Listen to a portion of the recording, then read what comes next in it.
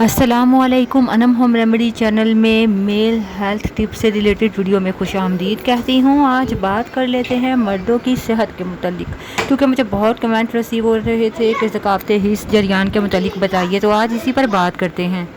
मैदे के मसाइल की वजह से भी ये मसला पेश आ जाता है। जैसे कि आप लोग जानते हो आजकल गर्मी का सीज़न चल रहा है ना, तो पहले मैं आपको गर्मी के हिसाब से रेमेडी बताती हूँ, और अगर सर्दी का सीज़न हो तो किस तरह इस्तेमाल करना है और क्या चेंजिंग करनी है वो भी समाप्त फरमाइएगा। तो वीडियो को पूरा सुनिएगा। इसको बनाने के लिए आपको बहुत ज़बरदस्त सी सस्ती सी चीज़ों का इस्तेमाल करना होगा। बहुत सारे लोग सस्ती चीज़ें समझ करना रेमेडीज़ को यूज़ ही नहीं करते, नुस्खों को कहते हैं कि ये तो बेफजूल है, तो बल्कि पैसा जिस पे ज़्यादा लगे ना उस चीज़ को ज़्यादा प्रेफर करते हैं कि ये चीज़ ज़्यादा फ़ायदेमंद है। हालांकि ऐसा नहीं होता। जो मामूली चीज़ होती है ना, कौड़ियों की चीज़ जो होती है, तो वो भी बहुत फ़ायदा देती है। इस रेमेडी को बनाने के लिए आपको चाहिए पहाड़ी इमली। जी हाँ, जिसे तिमर हिंदी भी कहते हैं। पंसारी से आसानी से हर्बल स्टोर से आपको ना इजीली मिल जाएगी। तो ये है तिमर हिंदी।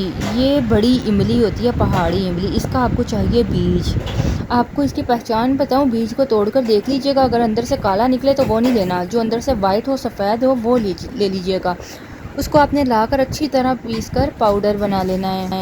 इस तिमर हिंदी के बहुत फ़ायदे हैं। मज़ीद वीडियो में मैं आपको ये भी बताऊंगी। इस पे एक वीडियो भी बनाऊंगी। कमर को लोहा बना देती है। अगर कमर दर्द है तो उसको ऐसे जोड़ती है जैसे आप हैरान हो जाओगे। एक पाव तकरीबन आप ले लो 250 ग्राम पहाड़ी इमली। इसके अलावा आपको चाहिए तुखम रेहान।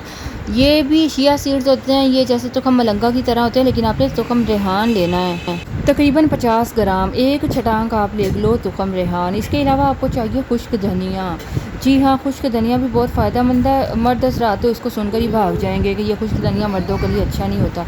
हर चीज़ को एक मिकदार में इस्तेमाल करना चाहिए। आधा पाव तकरीबन 100 ग्राम आप ले लीजिए खुश्क धनिया। इसको भी पीस कर बना लीजिए पाउडर। लेकिन तुखम रेहान को पीसने की ज़रूरत नहीं है, तुखम रेहान को ऐसे इस्तेमाल कीजिएगा।